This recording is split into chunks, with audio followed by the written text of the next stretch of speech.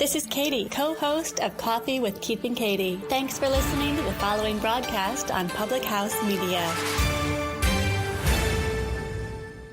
This is Kim Meyer, the host of Choose to Rise here on Public House Media. Thanks for listening to the following broadcast on Public House Media. Once you're done with this episode, I hope you'll come check out my show, Choose to Rise, where we talk about living with positive mindsets, how to increase our confidence, building our faith, and living out our life on purpose.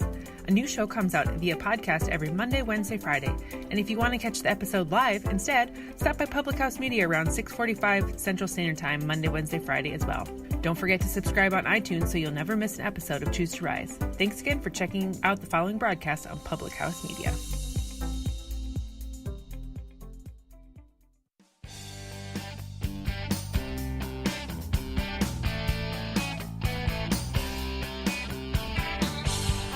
Hello, welcome, and thank you for joining the Confessions of a Military Spouse podcast. I am your host, Jenna.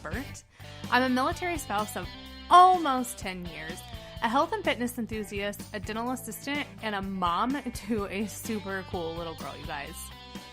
Again, I just want to thank you for being here with me today, and if you have any takeaways from today's episode, or you find that there is someone you know that could benefit from hearing today's episode, I highly, highly encourage you guys to share it. Also, I so greatly appreciate any and all feedback, so if you would like to leave me some feedback, whether it's good or bad, please feel free to email me at confessionsofamilspouse@gmail.com, or you can find me on Facebook at Confessions of a Military Spouse or Instagram at Confessions of a Mil Spouse. So as I was recording another episode, I felt very compelled to create this episode as well, and so here we are. As you can tell from the title of this episode, Comparison is the Thief of Joy, I wanted to share my take on this with you guys, so let's go ahead and dive right in.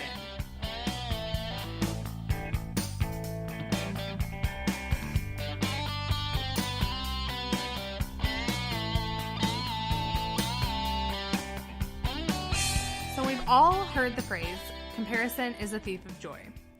I have personally heard this phrase time and time again, but I never really let it sit with me. I never really let it resonate with me until I was recording another episode and I used it and I said it in that episode. And it was in that episode that I was recording that I felt compelled to share my take on this phrase with all of you, because I feel as military spouses, it's really easy for us to play the comparison game. Maybe we play the comparison game with other military spouses, maybe we play the comparison game with civilian friends, and I'm sure that civilian friends play the comparison game amongst themselves, so this episode isn't just for military spouses. I feel like everybody can benefit from hearing it. And when I say quote-unquote play the comparison game, I obviously don't mean sitting around a campfire and trying to outdo one another or see who has it the worst in a certain situation. Like, that's not what I mean. What I mean is that we play this game within ourselves. And I'm sure that every single female listening to this episode knows exactly what I'm talking about. And what I'm talking about is that little game that we as females, for some reason, love to torture ourselves with. And you guys, I am guilty of it too. We love to torture ourselves with comparison. And to be honest, I'm sure that society plays a part in that too. I mean, when we look at magazines, wait, do people still look at those? Or am I totally aging myself right now? Anyway, when we look at magazines or social media, whatever it is, when we see celebrities, they are literally perfect all the time. And we as females tend to think to ourselves, man, I wish my hair looked that good, or my makeup was that flawless, or my abs were that lean, or even I wish my butt was that big. The list literally goes on and on. But I think what we forget as females is a few things. Number one, these celebrities have professional people to make them look like that, to do their hair, to do their makeup, to work out with them, to tell them what to eat, and on and on and on. But number two, most of the time, those photos that we see are not only their highlight reel of their life, but they're also photoshopped, and they're just not real life. And I'm not sure about you, but I've seen some pretty botched Photoshop jobs. So most of the time, I am thankful that I'm quote unquote real. Now, I'm not saying that I'm not guilty of comparing because, as I said before, I am. And to be honest, when I start comparing, it can turn me into a really, really ugly person, a person that I do not like. I am good at a lot of things, but to be honest with you guys, parenting just isn't my strongest suit. It's something that I'm working on continually, but I often find myself comparing myself to other women that I look up to, that I see as amazing moms, and I find myself wondering, why can't I be as amazing as them? But that's where I, or my friends, or my husband, or anybody else have to stop me and tell me that I am amazing. I'm just amazing in my own way. My daughter literally thinks the world of me, and even though I may not feel like I'm giving her the world, she knows no different. My daughter has told me numerous times that she wants to be just like me when she grows up. And for all of my moms, or really anybody out there, if you've ever had someone say they look up to you and admire you and want to be like you, it really is such an indescribable feeling. But you guys, for my daughter to say that she wants to be like me when most of the time I feel like I am failing beyond miserably, it is literally more than indescribable. I cannot put into words the way that it makes me feel to hear her say those things, especially when it's been a bad day and maybe I've lost my temper too much, or, maybe she's eating chicken nuggets for the 5th day in a row, or whatever the situation is. To hear her say that she wants to be just like me is literally something that you can never replace. Okay, so why did this prompt me to create an episode all about this? Well, to be honest, for starters, I think everyone just needs a reminder that comparison really is a thief of joy. And the only people we hurt when we compare ourselves to someone or something else is ourselves.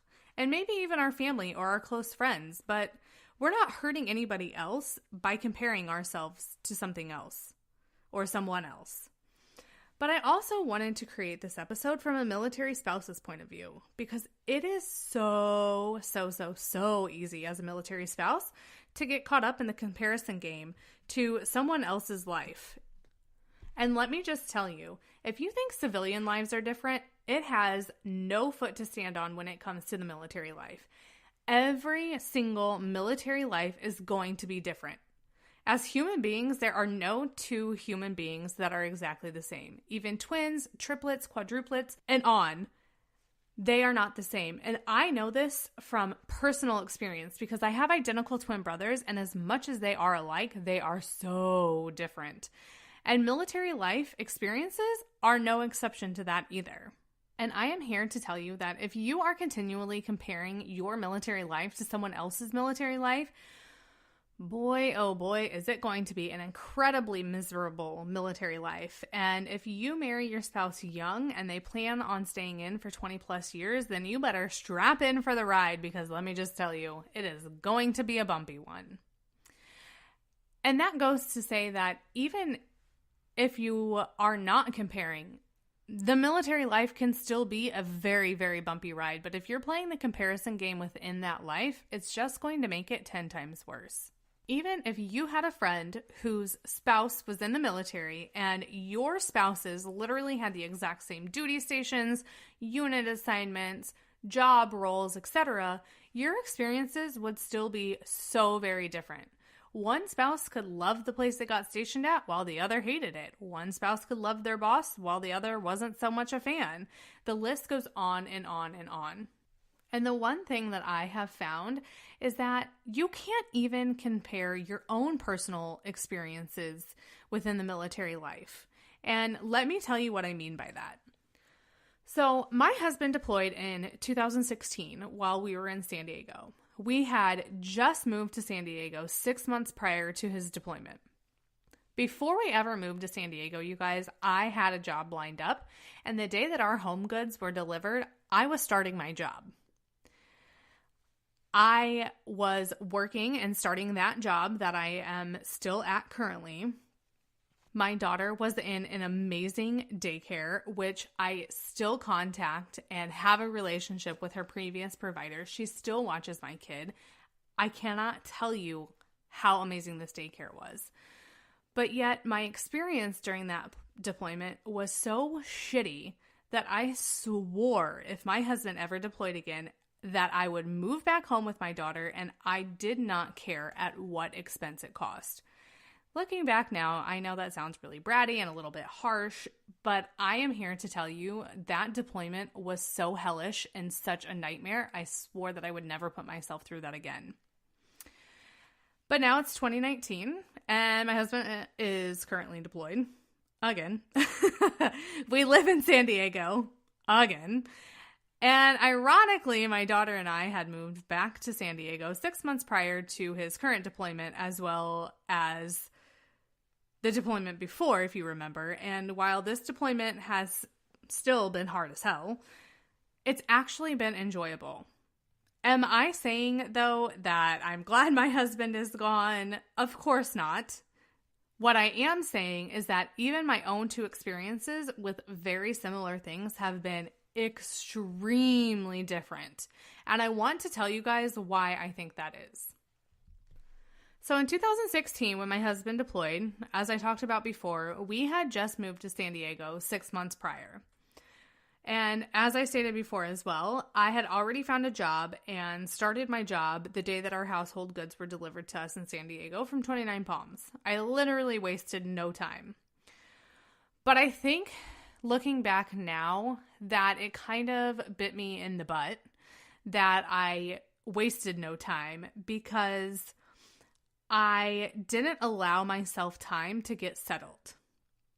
I had a really hard time adjusting to San Diego from 29 Palms, and to be quite frank about it, I hated it. I hated San Diego. I didn't want to be there. I missed 29 Palms. Yes, I know. I can hear you people gasping now.